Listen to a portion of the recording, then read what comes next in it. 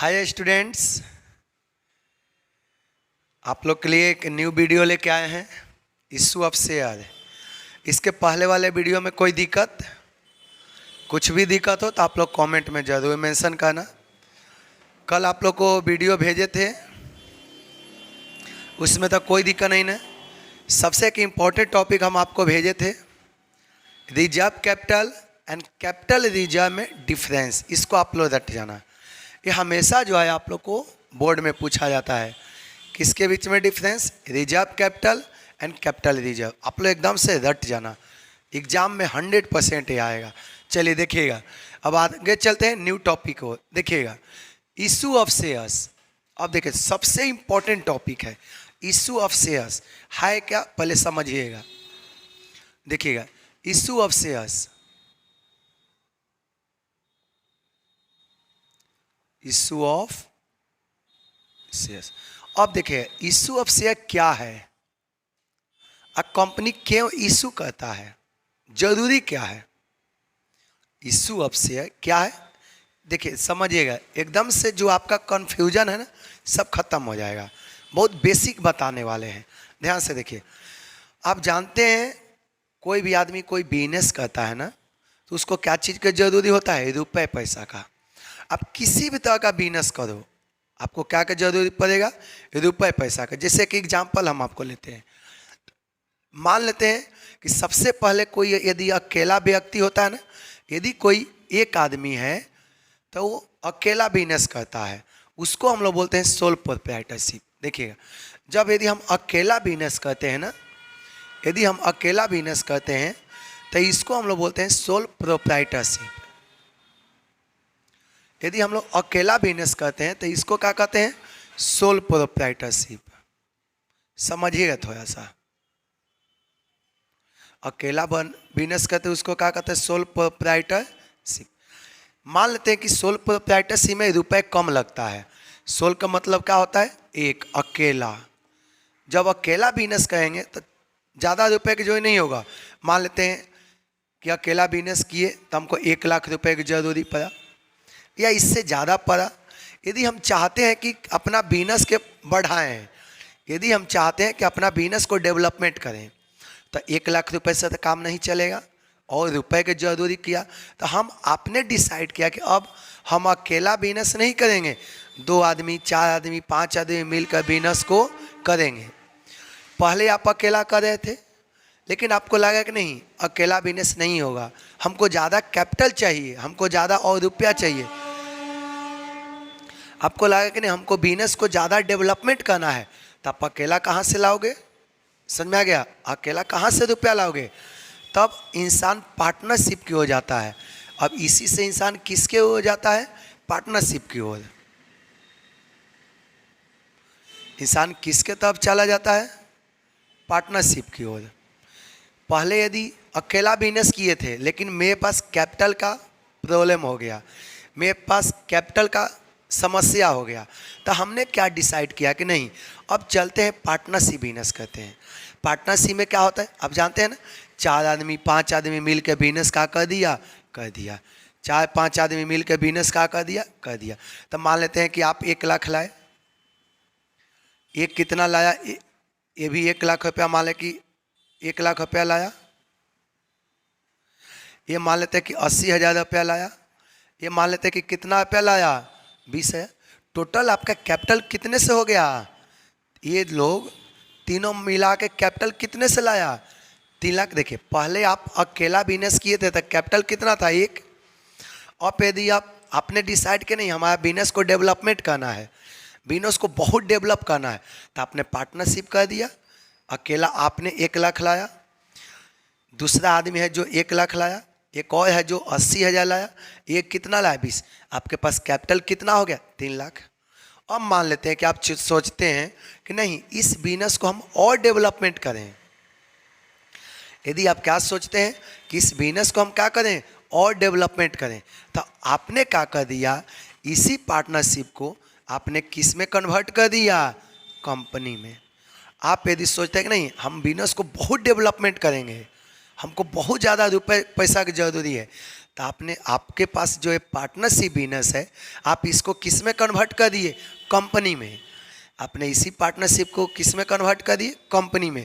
अब बताइए कंपनी को रुपया कहाँ से आएगा? ये जो कंपनी है, कंपनी के रुपया कहाँ से आएगा? इधर देखिएगा, ये तो समझ में आ गया। पहले हम सोल प्रोप्राइटरशिप किए थे, हमको 1 लाख रुपए की जरूरी हुआ, हमने डिसाइड किया कि नहीं इस बिजनेस को और डेवलपमेंट करना है। तो डेवलपमेंट करने के लिए कैपिटल चाहिए, रुपया चाहिए, तो आपने इसी सोल प्रोप्राइटरशिप को किस में कन्वर्ट कर दिया? पार्टनरशिप में। अब आप सोच रहे हैं कि नहीं हमको और डेवलपमेंट करना है, तब जितना डेवलपमेंट करोगे उतना ही रुपए पैसा के अधिक जरूरी होगा। जितना हम अपना बिजनेस को विकसित करेंगे, जितने बिजनेस का हम अपना डेवलपमेंट करेंगे, उतना ही कैपिटल का रिक्वायरमेंट होगा। तो देखिए आपने पहला सोल प्रोप्राइटर से आपने शिफ्ट हो गया किसके ऊपर? पार्टनरशिप के ऊपर। अब आपने पार्टनरशिप से किस पर शिफ्ट हो गया? कंपनी के ऊपर। अब आपके पास अब रुपया कंपनी है, तो कंपनी में इन्वेस्टमेंट कौन करेगा? यदि कंपनी है तो कंपनी में देखिए इन्वेस्टमेंट कौन करेगा? देखिए इधर हमारा इस सबको साइड करते हैं। आप लोग देखिए एकदम से बेसिक बता रहे हैं, कहीं आप लोग को दिक्कत नहीं होगा। देखिएगा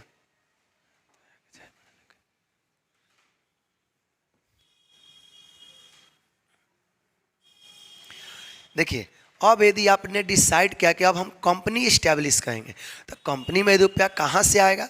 देखिएगा कंपनी। अब आप तो पहले सोल प्रोप्राइटरशिप से किस पर चले गए? कंपनी पर। अब कंपनी में को रुपया चाहिए, कंपनी को कैपिटल चाहिए, तो कैपिटल आएगा कहाँ से? देखिएगा चाहे तो कंपनी को तो रुपया पैसा चाहिए ना, तो चाहे तो मान लेते हैं कि बैंक से ले लिया, मान लेते हैं कि कंपनी ने कैपिटल कहाँ से ले लिया? बैंक से, या नहीं तो कोई और फाइनेंशियल इंस्टीट्यूशन से ले लिया, नहीं तो बैंक ने किससे ले लिया? किसी और फाइनेंशियल इंस्टीट्यूशन से ले लिया।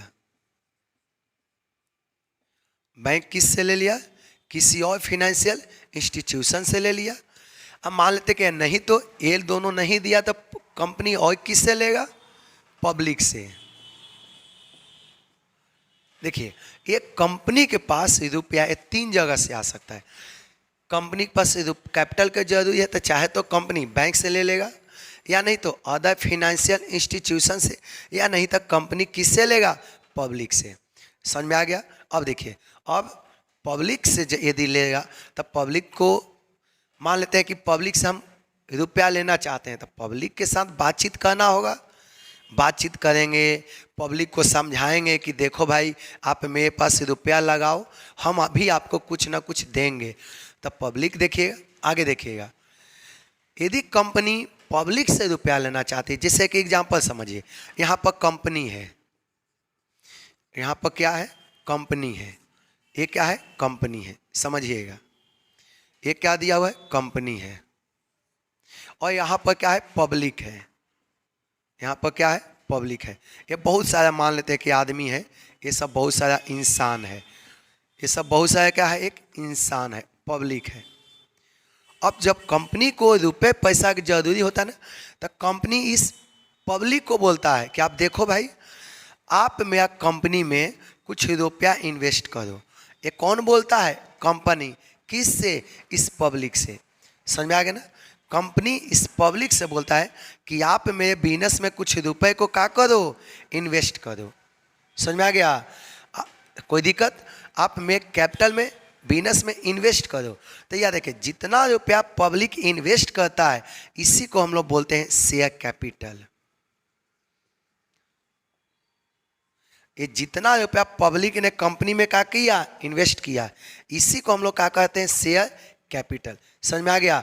अब पब्लिक बोलेगा कि भाई हमको क्या मिलेगा? पब्लिक बोलेगा ना कि हम तो कंपनी में इन्वेस्ट कर रहे हैं लेकिन हमको क्या मिलेगा? तो देखो कंपनी को पब्लिक को क्या मिलेगा? कंपनी को पब्लिक को क्या मिलेगा? Part of profit. अब देखिए पार्ट ऑफ प्रॉफिट्स का मतलब इसी को हम लोग बोलते हैं, पार्ट ऑफ प्रॉफिट को ही हम लोग क्या कहते हैं? डिविडेंड। पार्ट ऑफ प्रॉफिट को ही हम लोग क्या कहते हैं? डिविडेंड। अब पब्लिक ने तो कंपनी में लगा दिया, पब्लिक ने रुपया कहाँ लगा दिया? कंपनी में लगा दिया। लेकिन पब्लिक को क्या मिलेगा? देखिए, पार्ट ऑफ प्रॉफिट मिलेगा। क्या मिलेगा? डिविडेंड। कंपनी बोले कि भाई आप मेरे कंपनी में रुपया लगाओ और जितना भी प्रॉफिट यदि होता है तो उसमें से हम आपको भी क्या करेंगे? देंगे। सारे स्टूडेंट को क्लियर हुआ? कंपनी ने पब्लिक से बोलता है कि भाई आप मेरे कंपनी में रुपया इन्वेस्ट करो, आप मेरा कंपनी में रुपया क्या करो? इन्वेस्ट करो, और जितना भी प्रॉफिट होता है उसमें से एक सर्टेन पार्ट हम आपको भी क्या करेंगे? देंगे। तो देखिए, पब्लिक को क्या मिला है? पब्लिक को क्या मिला? Part of profit. इसी को हम लोग क्या कहते हैं? डिविडेंड मिलते हैं। सारे स्टूडेंट को क्लियर समझ में आ गया? कोई डाउट नहीं है? चलिए, अब इसी को हम बोलते हैं इशू ऑफ शेयर। अब कंपनी इस पब्लिक के बीच में शेयर को इशू करेगा। अब एक कंपनी है, शेयर किसको इशू करता है? देखिए, इशू शेयर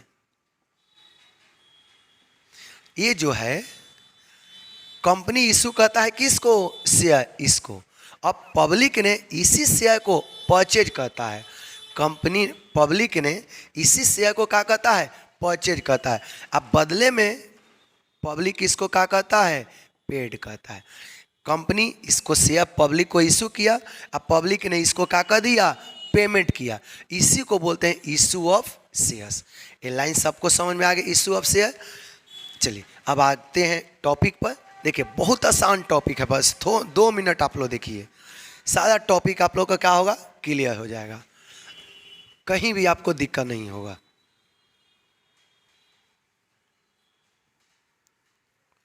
अब देखिएगा, इशू ऑफ शेयर। कंपनी जो इशू करती है शेयर ना, देखिएगा ध्यान से, 2 चीज के लिए इशू करती है कंपनी। कंपनी जो मार्केट में शेयर इशू करती है 2 चीज के लिए। पहला, for cash. For cash. Company share किस लिए इशू करती है? For cash. जब कंपनी के रुपए पैसा की जरूरी है तब कंपनी मार्केट में शेयर इशू करती है। दूसरा किस लिए इशू करती है? फॉर अदर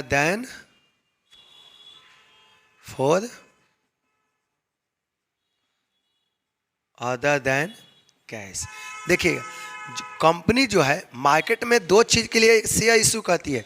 जब कंपनी को रुपए पैसा चाहिए, जब कंपनी को क्या चाहिए? रुपए पैसा चाहिए। दूसरा, जब कंपनी को फॉर अदर देन कैश, आगे पूरा टॉपिक के बताएंगे, कोई दिक्कत नहीं ना। फॉर अदर देन कैश, यहाँ तक किसी को दिक्कत? कोई डाउट नहीं ना है? अब आगे देखिएगा, कंपनी 2 चीज के लिए शेयर इशू करती है।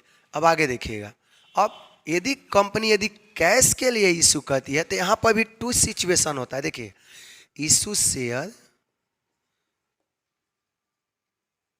इशू शेयर का मतलब समझ में आ गया ना? पब्लिक के बीच में बेचना। इशू शेयर का मतलब पब्लिक के बीच में बेचना। आगे देखिए, इशू शेयर्स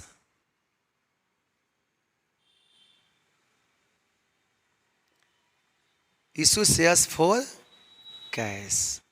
अब देखिए, कंपनी यदि शेयर को कैश में इशू करती है तो इसका भी 2 सिचुएशन होता है। कंपनी यदि कैश में शेयर इशू करती है तो इसका भी कितना सिचुएशन होता है? 2 सिचुएशन होता है। देखिए, इसका भी 2 सिचुएशन होता है। इशू शेयर फॉर कैश, यदि कंपनी कैश के लिए इशू करती है तो इसका भी 2 सिचुएशन होता है। पहला, first, whole amount of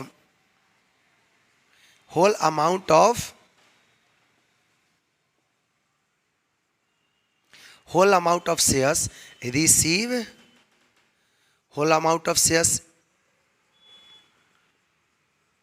receive on application।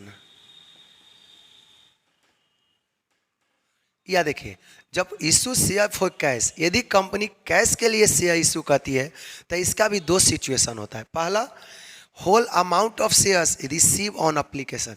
चाहे यदि कंपनी को मान लेते हैं कि कंपनी को आवश्यकता कितने से है, कंपनी का मान इशू शेयर फॉर कैश, मान लेते हैं कि कंपनी का रिक्वायरमेंट कितने से है? 5 लाख रुपए से। कंपनी का रिक्वायरमेंट कितने से? 5 लाख। या नहीं तो इसको और अमाउंट बढ़ा देते हैं, कंपनी का रिक्वायरमेंट कितने से है? 10 लाख रुपया। तो कंपनी यदि चाहे तो अपना सारा रुपया एप्लीकेशन पर मांग सकती है। देखिए यही लिखा हुआ है, whole amount of shares receive on application. सारा रुपया कंपनी किस पर मांग लिया? एप्लीकेशन पर ही मांग लिया। कंपनी बोला कि भाई 10 लाख आप शेयर खरीदोगे तो 10 लाख रुपया आप एप्लीकेशन के समय दे दो। एप्लीकेशन का मतलब होता है कि जिस समय हम अप्लाई किए, एप्लीकेशन का मतलब क्या होता है कि जिस समय हमने कंपनी के लिए शेयर के लिए क्या किया? अप्लाई किया। ये लाइन समझ में आ गया। अब आगे देखिए, सेकंड नंबर क्या है, आपको 10 लाख रुपया लेना है। तो इस पहला है कि कंपनी सादा रुपया एप्लीकेशन पर ले लिया। होल का मतलब होता है टोटल। कंपनी किस पर ले लिया? एप्लीकेशन पर। अब देखिएगा दूसरा सिचुएशन होता है amount of shares, amount of shares receive in various installment. अब देखिए, अब यहाँ पर तो कंपनी एक ही बार में सादा रुपया आपसे मांग लिया, लेकिन कंपनी यहाँ पर एक बार में नहीं मांगा। कंपनी आपको कुछ चांस दे रहा है, कंपनी आपको कुछ समय दिया कि आप एक बार पेमेंट मत करो, आप धीरे धीरे करके क्या करो? पेमेंट करो। समझ में आया? Amount of shares receive in various installment. Installment का मतलब सिंपली क्या होता है? आपका किस्तें, माने अलग अलग किस्तों में कंपनी आपसे मांगती है। यहाँ पर तो शेयर होल्डर के लिए, जो शेयर खरीदा उसके लिए समस्या है कि भाई एक बार में हम 10 लाख रुपया कहाँ से देंगे। लेकिन यहाँ पर आपको कुछ रिलैक्स हो जाएगा, यहाँ पर आपको कुछ हेल्प मिलेगा। क्या हेल्प मिलेगा? कि रुपया आपको एक बार में नहीं देना है, इसी को थोड़ा थोड़ा रुपया करके क्या करना है? पेमेंट करना है। ये लाइन सारे स्टूडेंट को समझ में आ गया? चलिए देखिए, तो कोई दिक्कत नहीं ना है। Issue of share for cash होगा ना, तो कंपनी दो तरह से रुपया मांग सकती है। चाहे यदि टोटल रुपया एक ही बार मांग लिया, या नहीं तो इसी रुपये को कंपनी किस में मांगा? Various installment. हम आपको आगे टॉपिक में सब एक एक करके बताएंगे। इंस्टॉलमेंट का मतलब होता है कि 5 इंस्टॉलमेंट में मांगेगा। इंस्टॉलमेंट का मतलब क्या होता है कि कंपनी कितना इंस्टॉलमेंट में मांगेगा? 5 इंस्टॉलमेंट बताएंगे। पहला इंस्टॉलमेंट एप्लीकेशन होता है, दूसरा अलॉटमेंट होता है, तीसरा फर्स्ट कॉल होता है, चौथा सेकंड कॉल होता है, और लास्ट फाइनल कॉल। सब एक एक करके बताएंगे। देखिए, तो यहाँ तक कोई समस्या? आप लोग जल्दी से स्क्रीनशॉट ले लो, और कुछ भी डाउट है तो जल्दी बोलो। आगे हम न्यू टॉपिक पर चलते हैं। चलिए, स्क्रीनशॉट आप लोग ले लिए। चलिए अब देखिए आगे टॉपिक।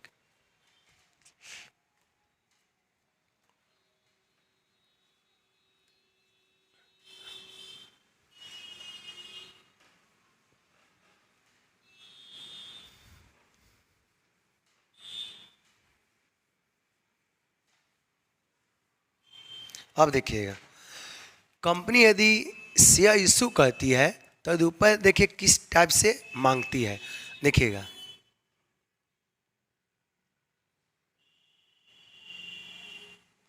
अमाउंट ऑफ शेयर्स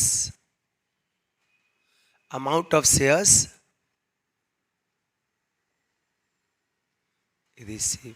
अब देखिए, कंपनी यदि मार्केट में शेयर इशू करती है, अमाउंट ऑफ शेयर रिसीव, तो कंपनी देखिए मार्केट में यदि कंपनी शेयर इशू की तो उस शेयर का रुपया किस तरह से रिसीव करती है, ये देखिएगा। अमाउंट ऑफ शेयर्स रिसीव, मान लेते हैं कि कंपनी यदि एट पाई पर इशू कर सकती है। अमाउंट ऑफ शेयर्स रिसीव, समझ में आ गया? कोई दिक्कत नहीं ना। इशू ऑफ शेयर, या इसी को हम लोग कर सकते हैं issue of shares. Amount of share receive, या इसी को बोलते हैं इशू ऑफ शेयर। कंपनी 3 तरह से अपना शेयर को इशू कर सकती है, चाहे तो एट पाई पर, या नहीं तो एट प्रीमियम पर, नहीं तो कंपनी किस पर इशू करेगी? एट पाई का मतलब अभी हम बताएंगे आपको। या नहीं तो कंपनी किस पर इशू करेगी? एट डिस्काउंट पर। अब बताइए, एट पाई का मतलब इसी का दूसरा नाम है फेस वैल्यू। इसी का सेकंड क्या नाम है, फेस वैल्यू। समझिए, कंपनी जो इशू करती है ना, देखिए amount of share receive, company 3 तरह से शेयर को रिसीव कर सकती है। अमाउंट ऑफ शेयर रिसीव चाहे तो पाई पर रिसीव कर सकती है, नहीं तो प्रीमियम पर, नहीं तो डिस्काउंट पर। समझ में आ गया? या इसी को हम लोग बोल सकते हैं इशू शेयर। देखिए 3 सिचुएशन है शेयर का इशू करने का, ये आपका सिचुएशन भी इसको बोल सकते हैं। इसी को हम लोग क्या कह सकते हैं, सिचुएशंस। चाहे तो कंपनी एट पाई पर इशू करेगी, इशू का मतलब, अब देखिए एट पाई का मतलब क्या होता है, शेयर का इस तरह का सर्टिफिकेट होता है, इसके ऊपर मान लें कि 10 रुपये का शेयर है तो इस पर लिखा रहेगा 10 रुपया। तो पाई वैल्यू का मतलब जितना रुपए का शेयर है, यदि उतना ही रुपए में हमने इशू किया, मान लेते हैं कि 10 रुपये का शेयर है और 10 रुपये का हमने इशू किया, तो इसको बोलते हैं पाई वैल्यू या फेस वैल्यू। मान लेते हैं कि 10 रुपये का शेयर है, 10 रुपये का शेयर है, समझ में आ गया, और 10 रुपये पर हमने मार्केट में इशू किया, तो इसको बोलते हैं इशू शेयर एट पार या issue share at face value. Face value का मतलब समझ में, जितने का शेयर है उतना ही रुपए में हमने मार्केट में क्या कर दिया, इशू किया। फेस वैल्यू पर, फेस वैल्यू का मतलब, फेस वैल्यू किसे कहते हैं, it is the value which are printed on the face of the share. समझ में आ गया? फेस वैल्यू किसे कहते हैं, वैसा वैल्यू जो शेयर के ऊपर प्रिंटेड होता है, शेयर के ऊपर लिखा हुआ था। अब देखिए, चाहे तो कंपनी फेस वैल्यू पर इशू कर सकती है और नहीं तो प्रीमियम। प्रीमियम किसे कहेंगे, मान लेते हैं कि फेस वैल्यू कितना है 10, 2 रुपया कंपनी एक्स्ट्रा ले लिया, अधिक ले लिया, 10 रुपया फेस वैल्यू है, 2 रुपया कंपनी अधिक ले लिया, मान लेते हैं कि कंपनी कितने पर इशू कर दिया 12, तो इसको बोलते हैं एट प्रीमियम। अगला आप लोग का नेक्स्ट वीडियो में पूरा डिटेल से जाएगा, ये अभी बस केवल बेसिक बता रहे हैं हम आपको, नेक्स्ट वीडियो में पूरा डिटेल से जाएगा। फेस वैल्यू तक क्लियर समझ में आ गया ना? शेयर के ऊपर जितना रुपया लिखा हुआ है इसी को बोलते हैं फेस वैल्यू। 10 का शेयर है, यदि 10 का मार्केट में हमने बेच दिया, मान लेते हैं कि 100 का शेयर है और 100 रुपये में हमने मार्केट में बेचा, इसको बोलते हैं फेस वैल्यू। सारे स्टूडेंट को क्लियर हो रहा है ना? अब डिस्काउंट किसको कहेंगे, मान लेते हैं कि फेस वैल्यू कितने से है 10, हमने 3 रुपया डिस्काउंट दे दिया, मार्केट में कितने से इशू किया 7, तो इसको बोलते हैं इशू शेयर एट डिस्काउंट। समझ में आ गया ना? लेकिन एक चीज़ आप लोग समझिए, इसको हम लिखवा देंगे, एक कंपनी एक्ट, देखिएगा कंपनी एक्ट 2013 के अनुसार कोई भी कंपनी डिस्काउंट पर शेयर इशू नहीं कर सकती है। आप लोग के समझ में आया? कंपनी एक्ट 2013 के अनुसार अब कोई भी कंपनी अपना शेयर डिस्काउंट पर इशू नहीं कर सकती है। सारे स्टूडेंट को क्लियर समझ में आए? इसीलिए यदि हम आप लोग को बताएंगे भी तो सिर्फ 2 बताएंगे, एक एट पाई बताएंगे, एक एट प्रीमियम बताएंगे, ये वाला आपको नहीं बताएंगे, क्योंकि कंपनी एक्ट 2013 के अनुसार सारे कंपनी को रोक लगा दिया गया कि अब कोई भी कंपनी अपना शेयर डिस्काउंट पर इशू नहीं कर सकती है। सारे स्टूडेंट को क्लियर समझ में आ गया? यहाँ तक कोई दिक्कत नहीं है? कोई दिक्कत है? देखिए तो अब देखिए नेक्स्ट पॉइंट, चलिए यहाँ तक कोई दिक्कत आप लोग को नहीं है ना? चलिए नेक्स्ट वीडियो में हम आप लोग को जनरलिटी बताते हैं। ठीक, थैंक यू। आप लोग चैनल को जरूर सब्सक्राइब कीजिएगा ताकि हर वीडियो आपके पास पहुंच सके।